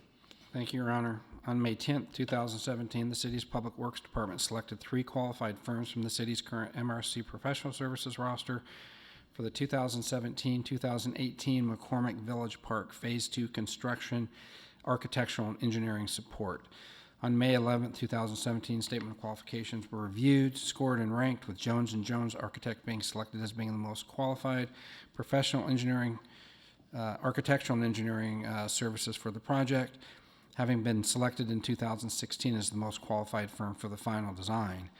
On June 19, 2017, the city received an acceptable fee proposal from Jones & Jones Architects in the amount of $26,520 for the 2017-2018 McCormick Village Park Phase 2 construction phase A&E support. Staff recommends that the City Council adopt Resolution 02917, thereby approving contract 03917 with Jones & Jones Architects in the amount not to exceed $26,520 for the 2017-2018 McCormick Village Park Phase 2 construction phase, A&E support, and documenting the professional services procurement procedures pursuant to RCW 39.80. Mr. Clausen. Mr. Mayor, I move to adopt resolution number 029-17, thereby approving contract number C039-17 with Jones & Jones Architects in the amount not to exceed $26,520 for the 2017-2018 McCormick Village Park Phase 2 construction phase, A&E support and documentation, the professional service procurement procedures pursuant to RCW 39.80. Second. Got a motion and a second by Councilmember Cacciardi. Questions or comments? Okay, this is our other major construction project, as we discussed earlier. So we'll be voting on the adoption of a resolution approving a contract with Jones & Jones Architect for the 2017-2018 McCormick Village Park Phase 2 A&E support and procurement procedure documentation. All in favor, say aye. Aye. Any opposed? Hearing none, the motion carries. We are on to item 7K, authorization of a change order number 1 to contract number 021-17 with Transpo Group. Mr. Dorsey. Thank you, Your Honor, council members. And I did want to mention on the McCormick Park for council members and members of the audience, if they've not looked at that McCormick Phase 2 plan lately, it's going to be spectacular. I mean, what we have out there right now is basically just kind of a few walking trails, but I'm really excited about the end product and what this community is going to have with the picnic shelters and the play areas and the water features, and it's going to be really cool for this community. It's our first regional park, it really is. It's going to be awesome. Okay, on February 28, 2017, the City of Port Orchard City Council approved contract 021-17 for the 2017 100% PS&E Anderson Hill Road Southwest Old Clifton Road Roundabout project in an amount not to exceed $49,400. As a reminder, the project is a requirement of the McCormick Urban Village Development Agreement for transportation and is funded by the McCormick Woods Transportation Impact Fee and the Bayside Platte Transportation Mitigation Fee. The 2017 approved budget allocated $50,000 for this project. as an outcome of the final design, the city now requires additional professional services support for needed right-of-way acquisition, which is staking of the clearing limits and an arborist review of the remaining tree stand for potential donations, and location-specific storm drainage-related geotechnical analysis. An additional $5,750 is requested. Staff recommends that City Council authorize the mayor to execute change order number 1 to contract 021-17 with the Transpo Group USA, Inc. in the amount not to exceed $5,750, bringing the new contract total to $55,150. And I would like to point out that if you actually went into the detail of their original contract, there were actually savings in certain categories. This would have been a higher change order amount, but they realized savings in different categories, and they're only coming forward with this $57.50. And again, the reason we're doing this is we've had conversations with the property owners on the corners. We've worked through potential issues for concerns that would, once cleared, would allow for potential donation rather than purchase of the right-of-way. And the other issue was the storm drainage system needing some additional geotechnical work. So it's all very beneficial activity at this point. Councilman Diener. Mr. Mayor, I move to authorize the mayor to execute change order number 1 to contract number C021-17 with the Transpo Group USA Incorporated in the amount not to exceed $5,750, bringing the new contract total to $55,150. Second. Your motion and a second. Comments or questions? With this 100% design, when we get it done, this will be the next project that we'll be able to pursue some grant opportunities for and bring to construction in the next year or two. So, Right, we're going to be applying for the 2017 Urban Arterial Program through the Transportation Improvement Board for this project. I think it's going to score well, again, with 100% design, and then with some, safety and mobility issues that will be resolved with this. I'm optimistic at this point. And the fact that we've already got some funding that we will be able to contribute, so they'll just be a participant. so that we'll be voting on authorization to change order 1 to contract number 021-17 with Transpo Group. All in favor, say aye. Aye. Any opposed? Hearing none, motion carries. We are to item K. I think this is 6 in a row, Mr. Dorsey.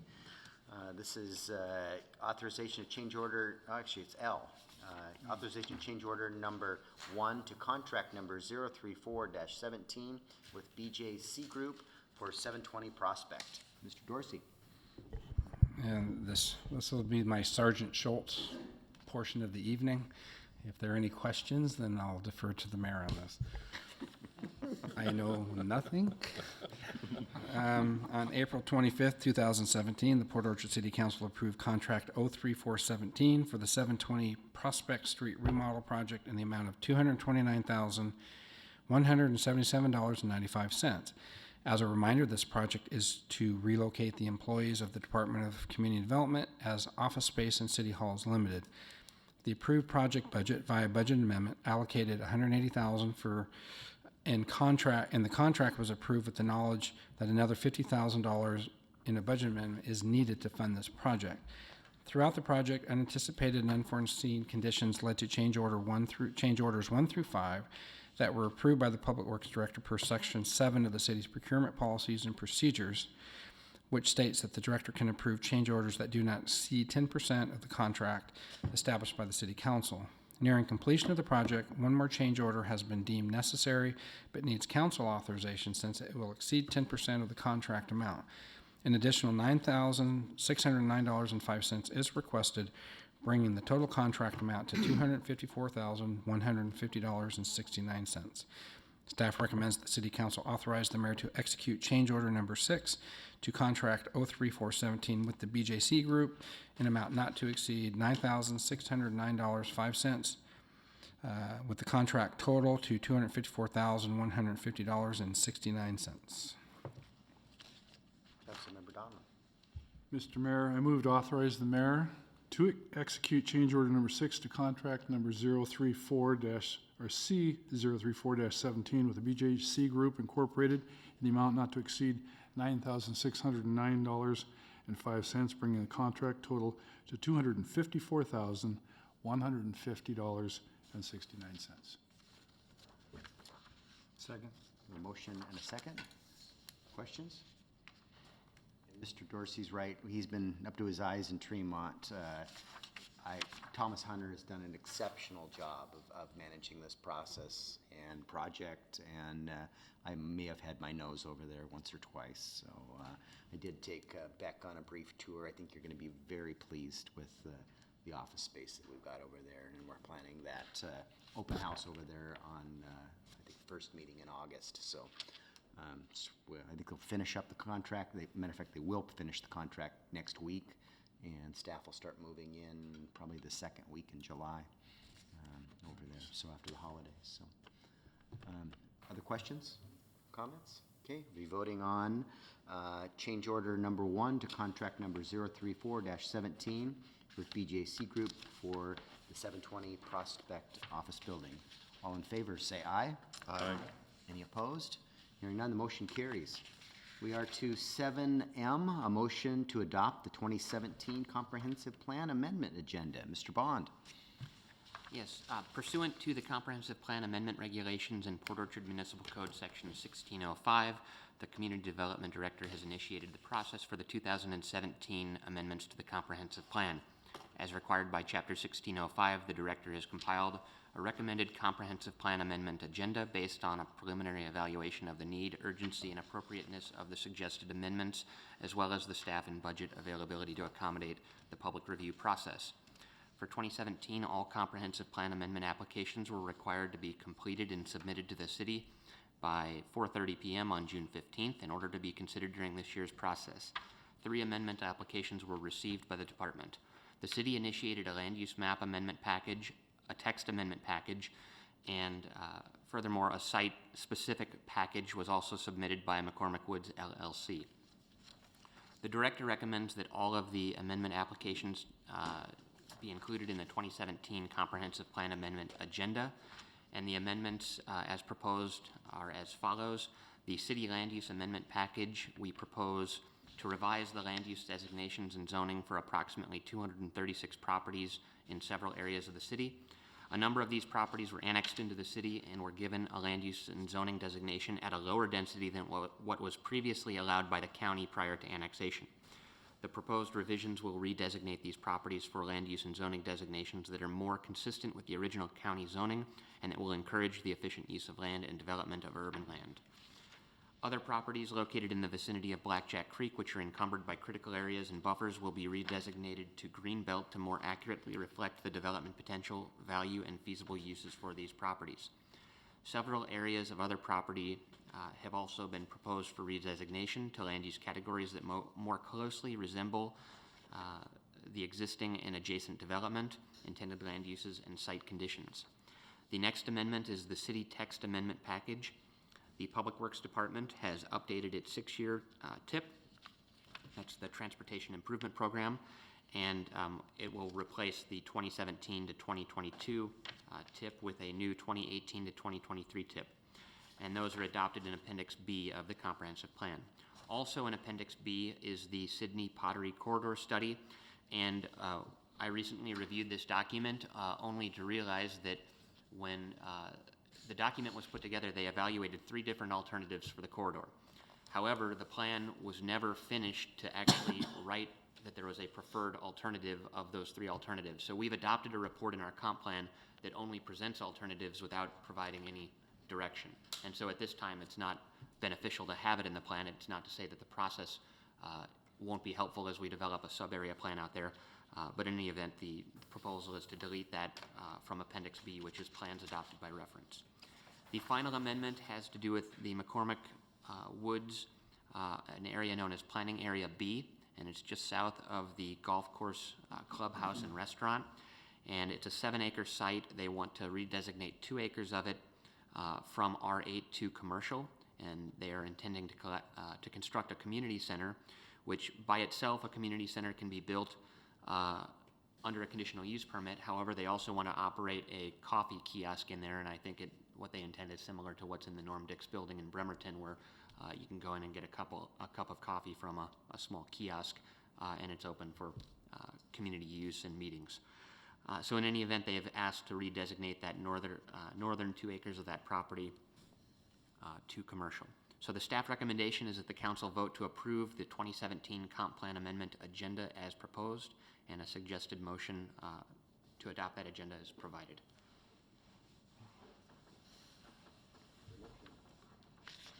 I have a question. Go ahead, Councilmember Ashby. My question is simply, all we're doing right now is saying that these are the 3 areas that we're going to look at and evaluate for a comp plan amendment.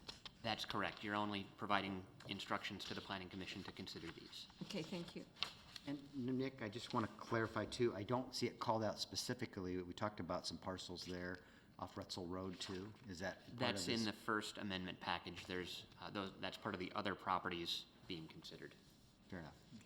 I would, Councilmember Ashby? yes, I would make the motion. I move to approve the 2017 Comprehensive Plan Amendment Agenda as presented. Second. Second by Councilmember Donlin. Further discussion? I would just say, I'm glad we're doing this. I like the proposals as they come forward. I would say, with that Sydney Pottery Corridor Plan, we did an extensive review of that back in 2009, and apparently it was not completed, according to Nick, because we did have a recommendation. You know, the committee, it was, there was quite a bit of citizen outreach and input to that. So I just want to make sure that we have an opportunity to review that plan before we actually remove it. So, and we will, because all of this is just setting the table for us to do our due diligence for the comprehensive plan updates. And then our center's discussion from there. Correct. Other comments or questions? Okay, you'll be voting on motion to adopt the 2017 Comprehensive Plan Amendment Agenda. All in favor, say aye. Aye. Any opposed? Hearing none, the motion carries. We are on to item 7N, approval of the June 13th, 2017 council meeting minutes. Mr. Mayor, Yes, Mr. Clausen. I move that we approve the council meeting minutes of June 13, 2017. Second. Second by Councilmember Diener. Any discussion of the meeting minutes? Chardy will be recusing himself. So all in favor of approving, say aye. Aye. Any opposed? And 1 abstention. So we have 4 approving and 1 abstention. We are to the item that was added, 7O, which is fence repairs, and I can speak to that briefly. We have a couple of, one fence repair that's kind of been stalled in our procurement process because we don't have a line item in the budget, which I think we'll correct in our mid-year budget. Mr. Dorsey can go out and repair guardrails, but, because he's got a line item that's called out, and then we pursue the insurance claim to get reimbursed for that. So we've got that section of fence down there along the pedestrian pathway that's been mowed over for too long. Brandy was gonna bring that forward in 2 weeks, and I said, how about we talk about that tonight? Because the other one was actually more pressing. Last night we had someone at high speed drive through the gate at the Public Works facility and then out the gate on the backside. So we have, both of these will be insurance claims, but and that one in particular, we need to be able to secure our facility. And so I've got at least 1 bid on each of these, and we continue to work through our procurement process, but I didn't want to wait 2 weeks for council approval. So that in essence is the staff report. Yeah, and I heard the police have a very good lead on the vehicle involved. I believe it's like an orange 1968 Charger with a Confederate flag on the top. I don't think That's an attempt at humor. So Sorry for you. Yeah, I mean, they went through the gates, you know, and out the other side. It was, and got away. What they were doing. Making very close to hitting 3 of our police vehicles that are waiting to go to auction, so barely cleared that. Darn. Mr. Clausen. Mr. Mayor, I approve the expenditures to repair the 2 fence sections that will eventually be reimbursed by insurance. The high-speed fence repair is estimated to be at $5,000 plus tax, and the Bay Street fence repair is estimated to be at $2,500 plus tax, so for a total of $7,500 plus tax. I'll second that. Motion and a second for the fence repairs. Any questions or comments? With that, we've got a motion on the floor to move forward with 2 fence repairs. All in favor, say aye. Aye. Any opposed? Hearing none, the motion carries. We are to our council committee reports. Finance Committee, Mr. Clausen. Mr. Mayor, we had a Finance Committee meeting just yesterday, and most of what we dealt with at the Finance Committee was dealt with here this evening with both the bond issue that we've approved and learning about that and private placements and so on. We also received our monthly sales tax report, which it came in once again above what our projections were. So I think for the year, we're just a bit over 3% better than what we had anticipated, which was good news. We also have had Deb Howard, our HR person, come and share with us some demographic information that she's put together regarding our employees and the ethnicity breakdown. We have total number of 84 employees, and she provided us, I've got a copy of it here if anyone would like to look at it. So we're doing well in our recruitment of minorities, which is great. And then we also talked briefly about some minor changes within the Public Works budget, which is essentially just moving money from one line item to another to just balance. It's not really adding any money. So the committee essentially okayed that change within the budget, which is all that was necessary for the treasurer to be able to make those changes. So that was it. Okay. Economic Development and Tourism. Yes, we will be meeting July 10th, 9 a.m. here at City Hall. Mr. Diener, do you have utilities? I have sewer advisory. You have sewer business. Is anybody going to report on Mr. Shea? I'm doing utilities. Okay, you're the utility chair today. We met on June 19th, and we had a brief update on the McCormick Communities Water Sewer Development Agreement. We discussed the third connection fee and back billing issue that the planning department, building department had with some duplex, triplex issues. It was on the consent. That was on the consent tonight. Proposed water, just let committee know about West End Utility District's ULID proposals for the south end of the county for water and sewer. Talked about the proposed 2018-17 water sewer work plan changes that Councilman Clausen just mentioned. We are looking at moving ahead with Arnold Creek as far as putting out a request for qualifications to go start designing that capital project. Is probably our second main storm drainage capital project, where Tremont really is our first major capital storm drainage project. A quick update on what was approved tonight, which were the 2017 step conversions.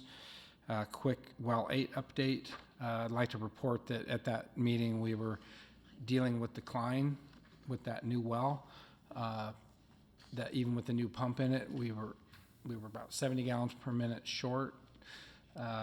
We're finding that that's recovering, and the explanation are the check valves. The springs in the check valves just need to get eased up a bit. So we're seeing that steadily come back up to where we should be. So kind of like when I get up off of a chair, and it takes me a while to get vertical. The well 9 retrofit, we just updated what was going to be approved tonight. And then, again, well 13, it was just an overview of where we're at on that project. We're getting ready to go out for well drilling and clearing for that area, and then the overall project. So kind of a lot of updates. Thank you, Mr. Dorsey. Sewer Advisory Committee? So I'm covering for Cindy on this. We talked about capital projects update, and the storage building for 2017 is budgeted at $174,000. They're having a hard time getting responsive bids, and so they're looking at lowering the project costs. The screw press centrifuge replacement is going to cost them $750,000, and that'll be done in 2017. Some boiler inspections and minor repairs done by the end of September, and then the membrane bioreactor treatment is estimated at $1.4 million in 2018. The next item on the agenda was the equivalent residential unit count, and we agreed that a 50-50 split between the Westtown Utility District and the city for 2018 would be appropriate. And then the last thing we talked about was a 2016 year-end budget status report, and they have an ending fund balance of $2.7 million, and I'm going to go to my minutes here. There was a $700,000 increase in cash, mainly due to projects being pushed to 2017. They have a goal to build capital reserves through growth for future improvements, of course. And there's approximately $6 million left on the Public Works Trust Fund loans. The first will be paid off in 2022 and the second in 2024.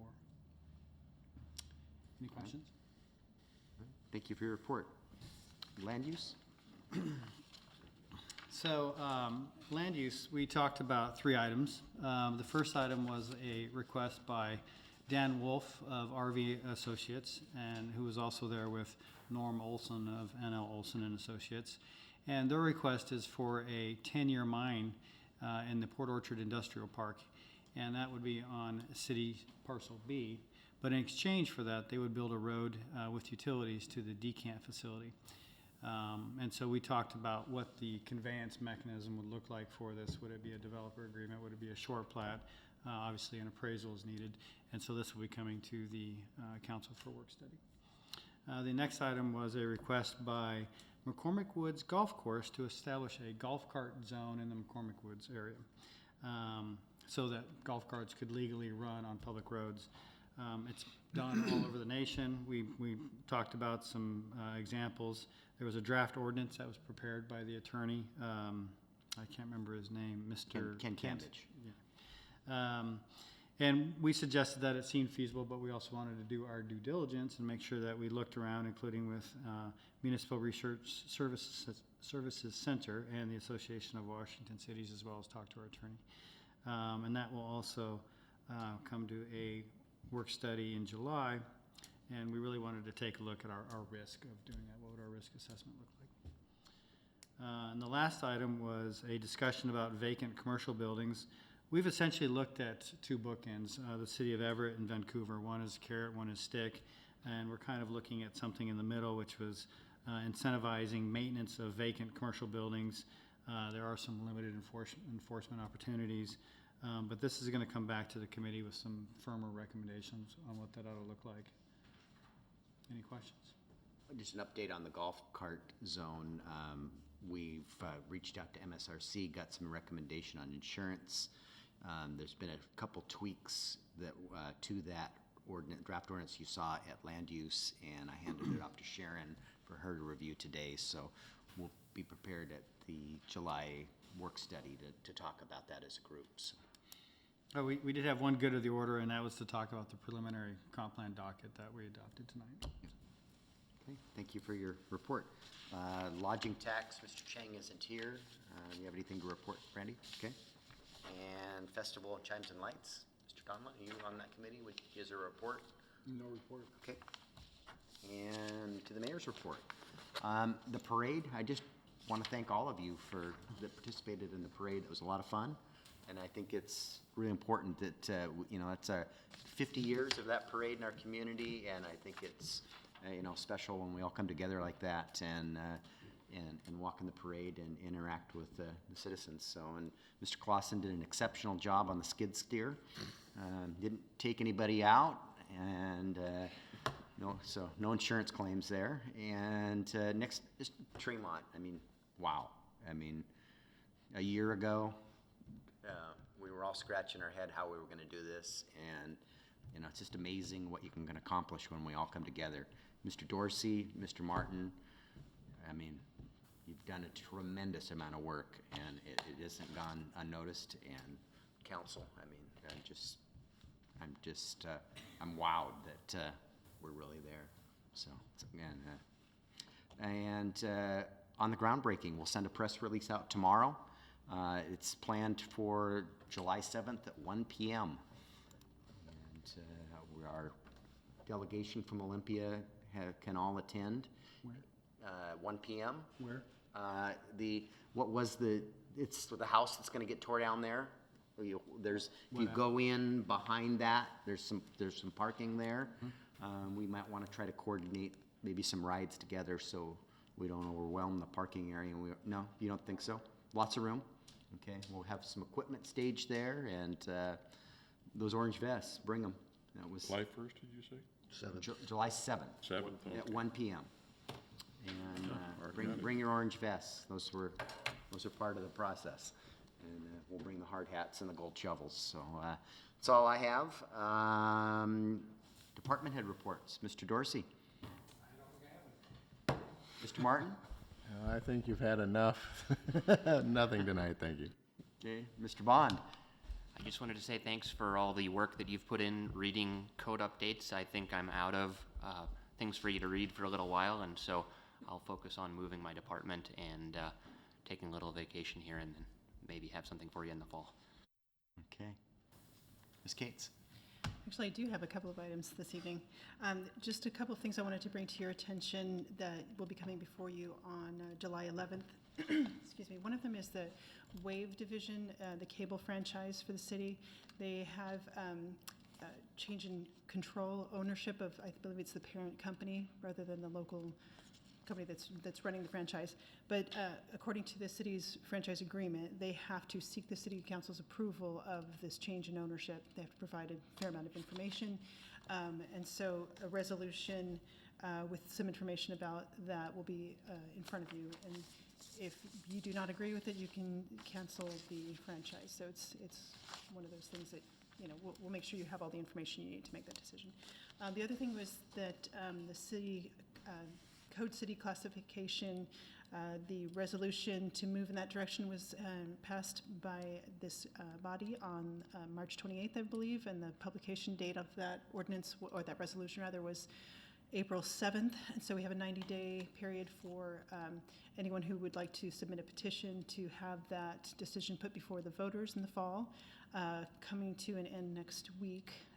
If we do not receive a viable petition, a sufficient petition by the deadline, we will be bringing before you on July 11th the ordinance that does the official adopting of the Code City classification. So that will be before you on July 11th as well.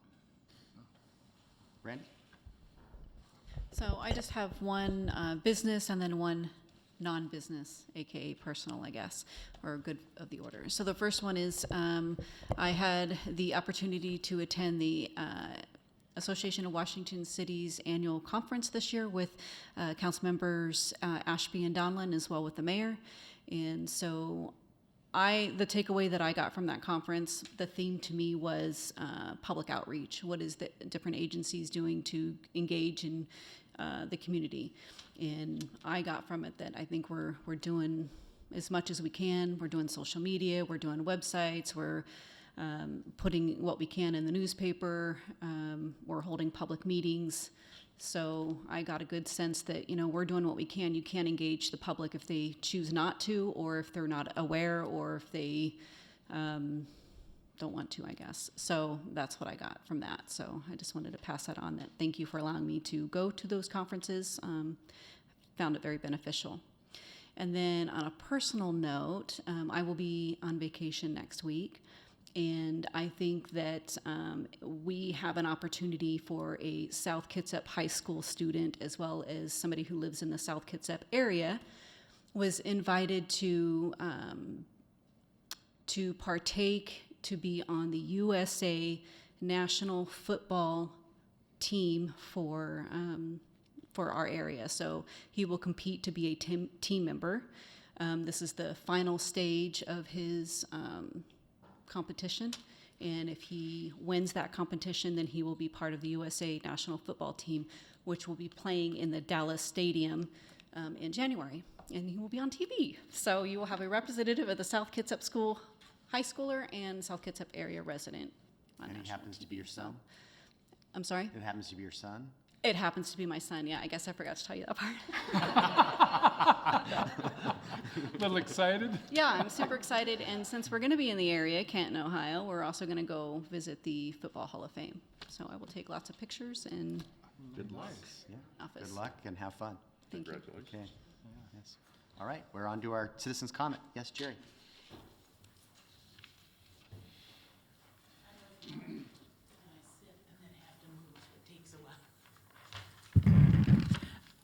I wanted to talk about a sewer lid on Kitsap Street, and I know I need to talk to Mark, but we've had neighbors that have complained about it for years, but something has happened with that lid because it is clanking to where even in the middle of the night, it is waking me, and I've never complained about it before, and it's waking me before I want to be woken in the morning, and when I'm working outside, it is such a sharp, horrible noise that it just shocks you every time a car drives across it. And this is something different than what it's ever been before, and it needs to be looked at. And I was wondering about that advertised on TV, that kind of rubber stuff that you paint on and keeps water from coming in or something. Something needs to be painted on it so it's not clanking against whatever it's sitting on. But it's horrible, and it needs to be taken care of. And I had a question on, I missed the Transportation Benefit Fund presentation. But I was wondering, last year the legislature gave the cities that had already been a part of it the right to go up to $40 without a vote. Do we qualify for that, or was that just a one-time for those cities that were? I think at some point we could. That hasn't been a discussion. Oh, I don't want you. I have a 17-year-old car with a $35 license fee that cost me almost $110. So I'm not ready for it. I'm just wondering what the next one's going to cost me. And I drive through Belfair a lot, and I was just thinking the people there must be just ready for that project to be finished. And we're going to be a full 2 years on Tremont, the same thing. Year and a half. Yeah. Avoid it, yeah. Okay, that's all I have. And Mark, you've got that sewer lid issue. We'll get Thomas to. Typically, what happens is we get them all secured. Basically, we pack them with sand. And then when we go do our cleaning, sometimes they don't get repacked. So I'll put it on the Public Works complaint log. Okay. We'll take a look at it. Thank you for your comments. Bobby, Diana, got anything to share?